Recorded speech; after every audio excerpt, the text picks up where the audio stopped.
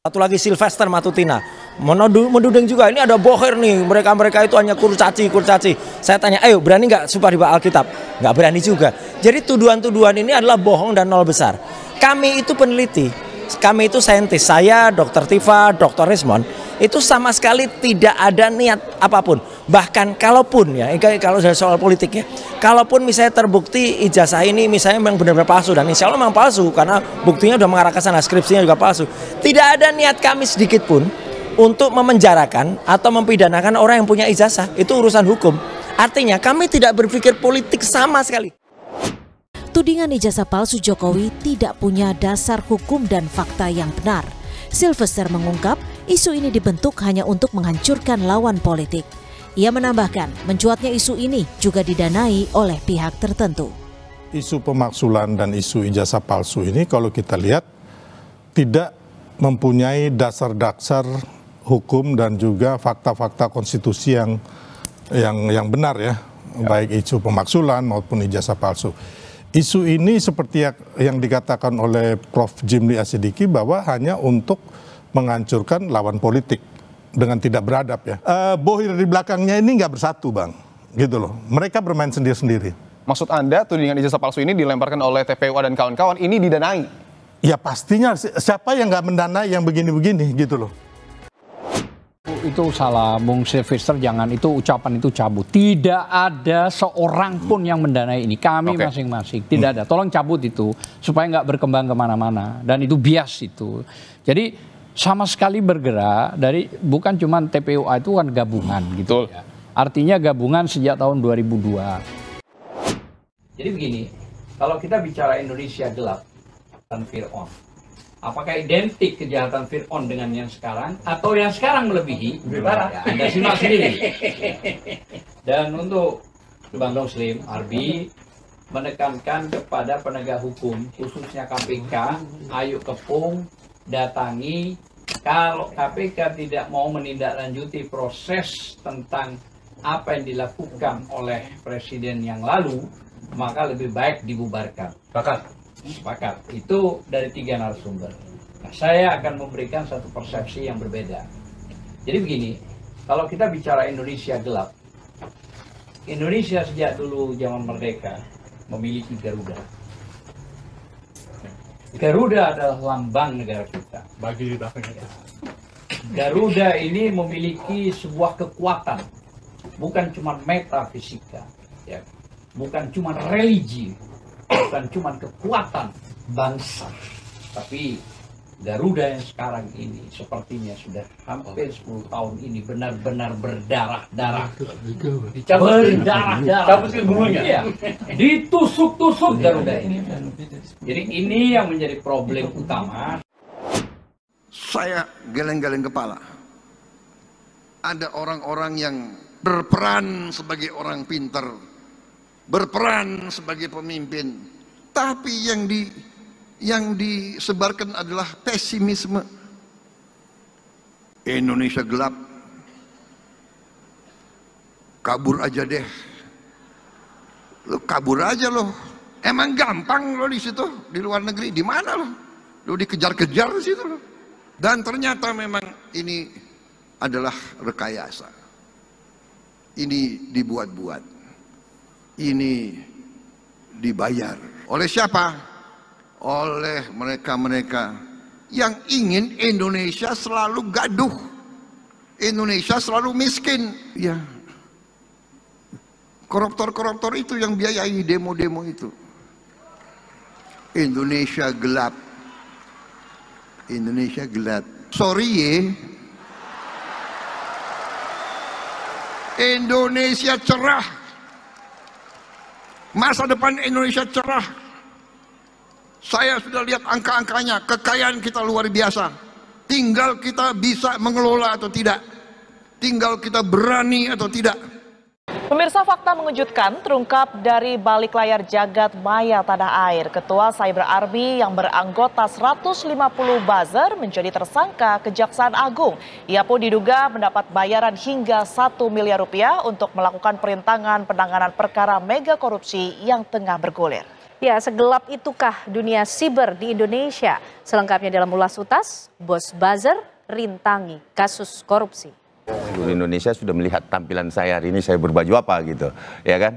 Nah, sisa men-challenge saja, mencari pemikiran sendiri, berpikir masyarakat sendiri. Bahwa siapa sih kira-kira dalangnya gitu. Ini sebentar. Nah, saat ini saya berbaju apa? Nah, itu mungkin salah satu clue yang bisa saya sampaikan.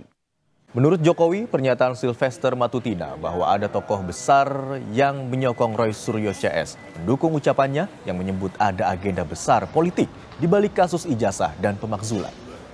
Jokowi pun mengatakan tokoh politik yang dimaksud sudah diketahui banyak pihak. Ada agenda besar politik dalam tuduhan ijazah palsu maupun pemakzulan. Artinya memang ada orang besar, ada yang backup. Mengarah kemana? Mengarah ke... Ya, semua udah tahu lah. Ya, kasih. Pak, Demokrat disebut-sebut di belakang ijazah palsu Jokowi. Apa tanggapannya Pak Ahaye? Tanggapannya aja Pak. Tanggapannya soal Demokrat disebut-sebut di belakang. Selanjutnya dipublikasikan oleh tersangka MAM dan tersangka TB melalui media sosial TikTok, Instagram, dan Twitter. Dari pekerjaan hitam itu, Adia sendiri diduga menerima guyuran uang hampir 1 miliar rupiah. Selanjutnya, Adia diminta membuat tim cyber dan merekrut 150 buzzer bayaran untuk memberi komentar negatif di konten yang isinya menyerang Kejaksaan Agung itu. Buzzer-buzzer itu dibentuk menjadi 5 kelompok, dinamai Mustafa 1 hingga Mustafa 5. Berjumlah sekitar 150 orang buzzer. Atas perbuatannya yang dituduh merintangi penanganan kasus korupsi, Adia dijerat dengan pasal tindak pidana pemberantasan korupsi. Doa kita digobol. Alhamdulillah, saya lagi liatin saudara. Dulu Jokowi itu bikin segala macam rekayasa buat nangkep saya, buat bunuh saya, buat hancurkan organisasi saya. Macam-macam. Udah saudara, sampai saya hijrah ke Mekah, saya pulang, ditangkap, 6 santri saya dibunuh. Itu semua dalang utamanya adalah Jokowi. Saudara, yang ngatur kepala BIN, yang ngatur Kapolri, yang ngatur Panglima TNI, yang ngatur semua aparat. Bagaimana habisi Habib Rizik, saudara. Ada operasi Delima kok, kita dapat dia punya datanya, saudara. Ada 300 aparat dilibatkan dalam operasi Delima untuk ikuti, awasi yang namanya Habib Rizik dan habisi.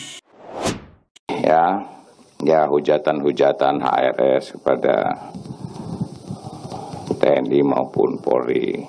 Ya, kalau katanya, ini katanya nih, kalau katanya sebagai imam besar, kalau dibilang sebagai kiai atau sebagai habib, karena habib atau kiai itu selalu hatinya baik, pikirannya baik, ucapan baik, dan tindakannya juga baik. Jadi kalau ucapannya yang tidak baik, itu bukan habib namanya itu, ya, bukan kiai itu. Ya, saya ini orang Islam juga, saya orang Muslim, ya, mengajarkan selalu Islam itu agama yang rahmatan lil alamin. Agama yang mengajarkan tentang kasih sayang. Ya, tentang kasih sayangnya untuk seluruh alam semesta. Bukan hanya untuk manusia saja, untuk seluruh alam semesta. Ya. Dan kemudian jangan asal bicara sembarangan. Ya. Jaga dari siksa api neraka. Allah sudah berfirman, ya ayyuhal haladina ku anfusikum wa ahlikum naron. Hai orang-orang yang beriman, jagalah dirimu dan keluargamu dari api neraka. Ya, ucapan dan tindakan itu harus baik. Ya, harus baik. Nggak ada operasi semacam ini kalau presiden nggak tahu, saudara. Yang bertanggung jawab adalah Jokowi. Nah sekarang saya bersyukur, begitu dia sudah tidak jadi presiden, boroknya lagi dibuka semua saudara. Borok soal ijazah SD-nya, SMP-nya, SMA-nya, sampai ijazah UGM-nya dibongkar. Itu borok habis-habisan. Korupsinya, nepotismenya, bahkan sekarang rakyat di mana-mana terbuka. Ternyata begini, borok 10 tahun saat memimpin Indonesia saudara. Saya bersyukur, kemarin saudara dia mau coba bikin kiai diborok-borokin, Habib diborok-borokin, yang nggak salah dibikin salah saudara. Nah sekarang rasakan boroknya Allah buka, kesalahannya Allah buka, dipermalukan oleh Allah sebagaimana kemarin dia mempermalukan habaib, ulama, kiai, gerakan Islam saudara. Sekarang saatnya Allah membalas. Alhamdulillah, alhamdulillah.